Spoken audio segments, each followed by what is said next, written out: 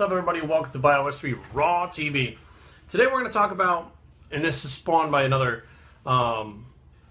discussion inside a forum on a strength forum on Facebook, and it stemmed from another flexible dieting thing, whatever. This individual popped up and said something like, well, you know, this guy, John, I don't know who the fuck he's talking about. I think he's talking about John Otis Hollywood. I'm not sure, because he didn't say who the last name was. John has 30 pros, and all his pros get into pretty good shape, and they've turned pro. So he knows what he's doing. Now, right then and there, that statement, first of all, this guy knows shit about shit. I mean, his physique sucks. He doesn't even take part in bodybuilding. He just follows a couple people and thinks that they're gods and talks about them like they're gods. Now, that statement itself, not only did I find ignorant, but I found it untrue. And I want to tell you why.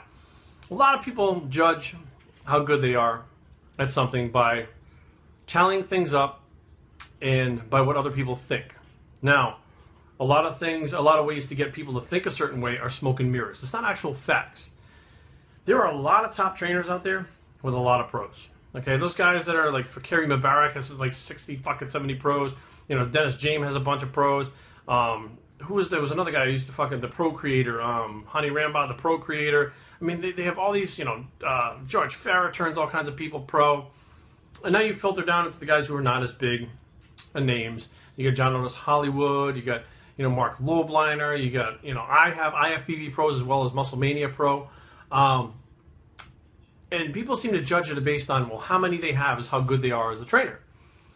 Now, one aspect, you have trainers that take on like 500 fucking clients. They literally like have 500 clients all over the world.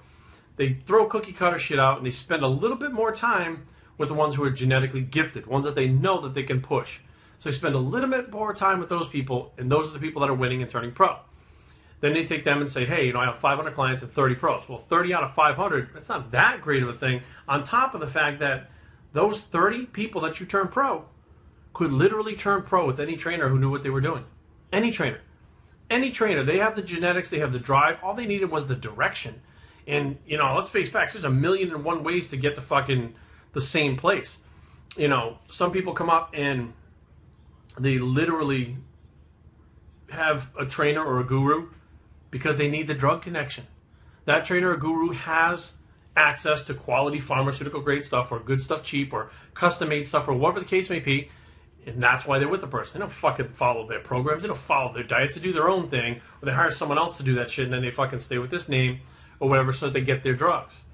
Other trainers, this is another kicker, take a natural athlete or somebody who's been natural, and then they put them on drugs. Then they make all kinds of fucking gains, and then they promote the shit out of them. Now, some of their people they put on drugs don't really get those gains, and some of the people do. The ones that get the gains, that's the ones you hear about. Oh, look, you know, my client gained fucking 45 pounds in 1 year. Well, you put him on fucking gear, and he's got a great response to it.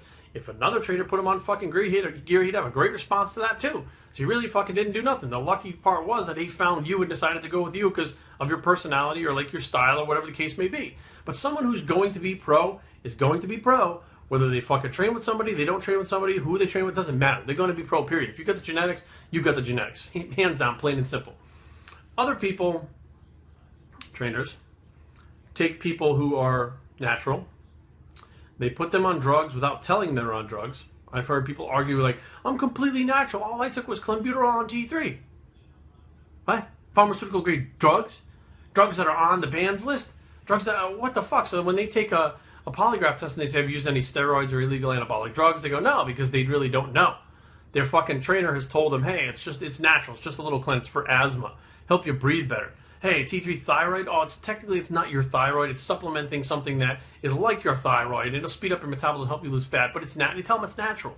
So the person, it's their own fault because they should go online and a quick fucking Google search in 2 seconds shows that it's fucking drugs. But they don't do that. So then technically, next thing you know, they're in a natural federation beating people on fucking drugs. And these people like, look at my client, the fucking natural so-and-so. And I sit back and I look at all these things. I'm not saying everybody's like that, but I'm saying there's a good majority of the ones that are out there promoting the fuck out of themselves. And they go, well, I have all these, I have all this. There are some smoke and mirrors going on there. And the main one being that those people turning pro would turn pro with anyone. All they need is the right guidance in time, and they would fucking turn pro. So I don't want to hear about, well, this person's got the key. If that person's got the key, they should be able to take fucking Ian McCarthy and fucking turn him pro naturally within a fucking year's time like they did that person, okay, and have them fucking competing as a pro. They should be able to do that. They should be able to take fucking Pee Wee Herman within a fucking year and turn them pro, okay, if they're that good. But they're not. Most of their clients, 90% of their clients are not that good. They're not getting the results. How do I know? Because they fucking hire me and come say, this one did this one did that. And I'm like, these guys are supposed to be top good fucking trainers on YouTube, online, on what the fuck? I don't get it. And that's what it boils down to. If you don't have the genetics, you can't help them push. There was another trainer who I got three of her girls all within one time. And these three were really good competitors. Really good, pretty girls, good competitors. And all three of them said that they had opted to like not compete for like 6 months to a year. They had other things going on. They had family things. They had school. And this trainer flipped her shit because they wouldn't be on stage and she couldn't promote her business by using their images. Okay, as a trainer, you're getting them there to their goals. Their goal is to fucking graduate college. That's their fucking goal. If their goal is to get on stage, then you help them get to that goal. Their goal is not to make sure your business fucking runs so that you can pick up more people to use them to make more money. That's not how that works. But that's how some of the trainers work. So be aware that, not everything is what it seems. And I keep saying this over and over again. And, it never ceases to amaze me. And people go, well, Jerry, why don't you have that many pros? I never take on two people that are in one weight class. So that means if I have somebody, a bikini girl in class A in a show, I'm not taking on anyone else that's in that show. I don't even like to take on more than one person in a show, period. I don't like to have these big teams and shit. Because bottom line is, if you have this team and people are all fucking, oh yeah, my team, and one place is 10th, the other one wins the fucking overall, there is hard feelings between that. And if you're in the same gym or you're on the same team, that causes friction. Usually those teams break up. So what do I try to do? Keep it to a minimum. If someone comes to me and say, hey, I want to do this show, I say, look, I don't have anybody else in it. Okay, there's open time, let's do it. If they come up to me and say, hey, I want to do Class A bikini for this show, I look and I have a Class A bikini, I go, you can do Class B or C, if you want to do that, it's going to be a big show. If you want to do that, okay, let's rock it out. So, and that's a person if they're not training in the gym with me, so that there's like an online training that may come in just to get looked at.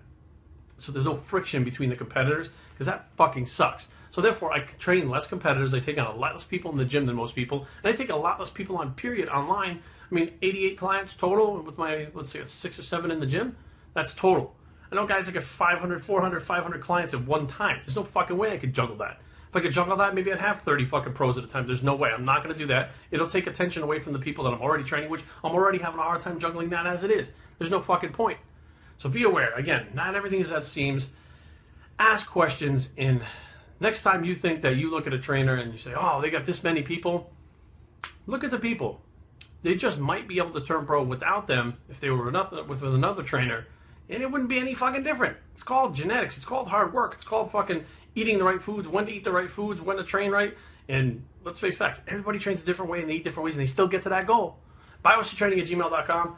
Leave comments down below, but don't fight. www.biostraining.com is a blog. I'm Bios3 and I approve this message, and we're out.